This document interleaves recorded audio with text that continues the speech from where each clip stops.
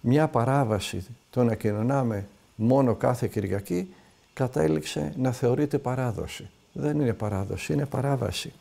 Η παράδοση είναι να κοινωνάμε και μεσοβδόμαδα.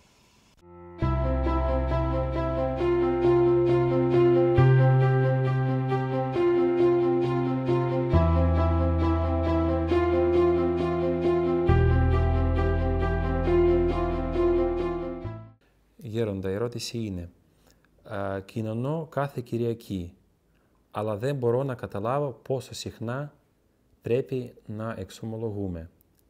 Εν τω μεταξύ δεν έχω πνευματικό. Άμα δεν έχει πνευματικό, πώς θα εξομολογείτε? Πρώτα πρέπει να βρει πνευματικό.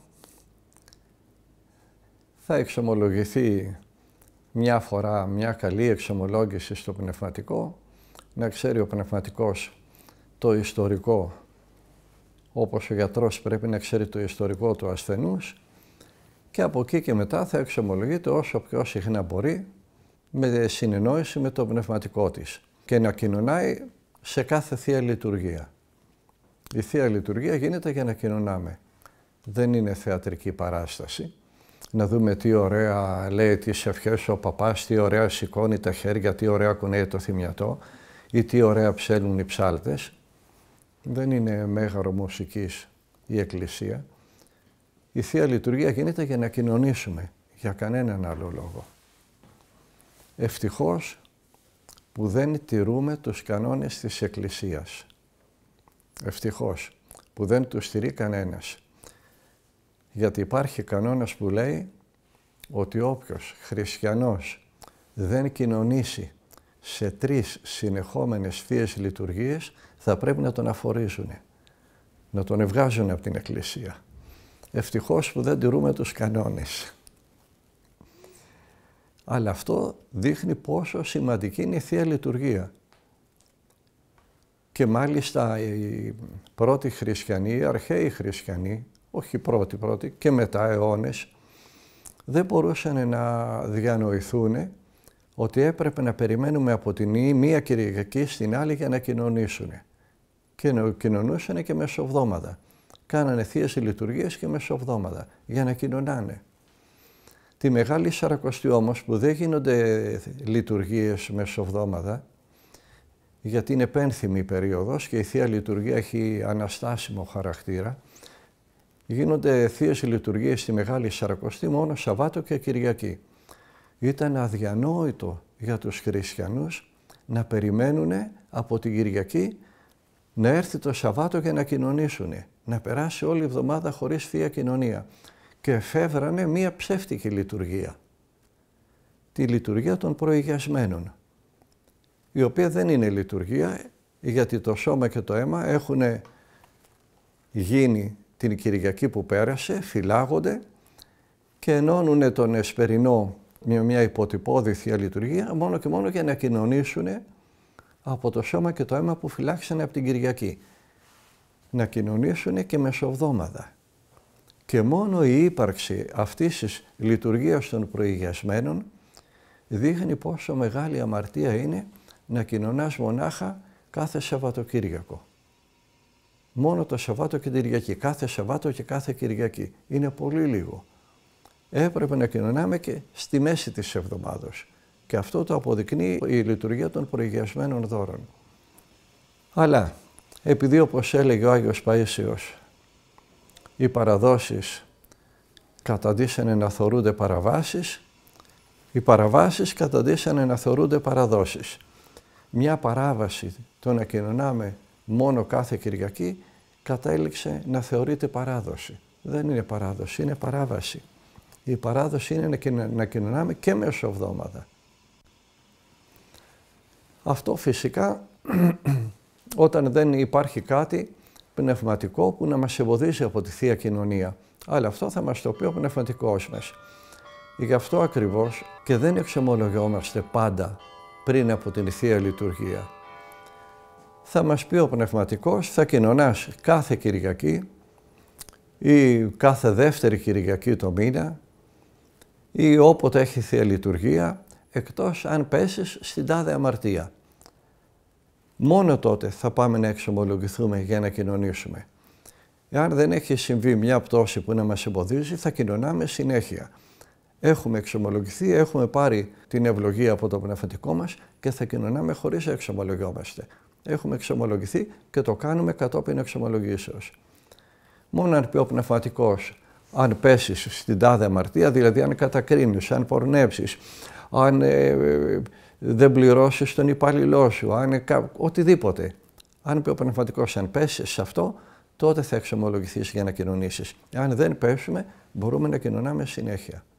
Είναι πολύ καλή παράδοση αυτό στην Ελλάδα και στο Άγιον Όρος, αυτό που είπα, να κάνουν εξομολόγηση μόνο αν πέφτουν σε μερικές αμαρτίες.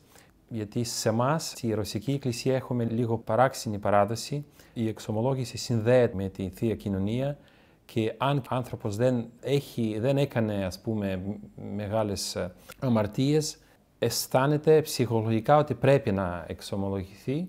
Και μερικές φορές εμείς ξέρουμε ιερείς, γιατί εξομολογούμε τους ανθρώπους, ότι έρχονται, δεν λένε για τις αμαρτίες, λένε κάτι ψυχολογικά θέματα και θέματα που τους ανησυχούν και βλέπουμε ότι δεν έχει να πει κάτι, γιατί έκανε εξομολόγηση πριν μια εβδομάδα. Όμως έρχεται η εξομολόγηση, γιατί λένε ότι πρέπει κάθε φορά που κοινωνάει πρέπει να κάνει εξομολόγηση. Εδώ η διαφορετικά είναι. Είναι μεγάλο λάθος. Γιατί όταν όλοι περιμένουν να κοινωνήσουν και περνάνε από τον εξομολόγο εκείνη την ώρα, μπορεί ο εξομολόγος εκείνη την ώρα μπροστά σε όλους τους άλλους να του πει εκείνου εσύ δεν θα κοινωνήσεις, έβγα έξω. Τον εντρόπιασε τον άνθρωπο, τον εξευτέλισε μπροστά σε όλους. Αυτός ο άνθρωπος δεν θα ξαναπατήσει στην εκκλησία. Μπορεί μπροστά σε όλους να του πει όχι δεν θα κοινωνήσεις. Αυτό γίνεται όχι απαραίτητα μπροστά σε όλους. Γενικά, πριν την εξομολογούνται εκείνη την ώρα που πάνε να κοινωνήσουν. Έχω δει ιερείς Ρώσους με το πετραχύλι να εξομολογούν για να πάει να κοινωνήσει. Ναι. Αν έχει κάνει κάτι και δεν επιτρέπεται να κοινωνήσει και του πει φύγε και είναι κάποια γυναίκα και της πει φύγε και τη δύο άντρας της, θα πει ο άντρας της τι έκανε η γυναίκα μου και δεν την αφήνει ο παπάς να κοινωνήσει, πήγε με άλλον άντρα. Δεν υπάρχει μεγαλύτερη αμαρτία από το να ενώνετε την εξομολόγηση με τη Θεία Κοινωνία. Προσέξτε το αυτό. Είναι δύο διαφορετικά μυστήρια. Είναι σαν να λένε σε κάποιον που βαφτίζεται μεγάλος. Αφού βαφτίστηκες πρέπει και να χειροτονηθείς. Ή αφού βαφτίστηκες πρέπει και να παντρευτείς. Τι σχέση έχει το ένα με το άλλο. Άλλο μυστήριο η εξομολόγηση, άλλο η Θεία Κοινωνία. Γι' αυτό και εξομολογούμαστε χωρίς να κοινωνήσουμε.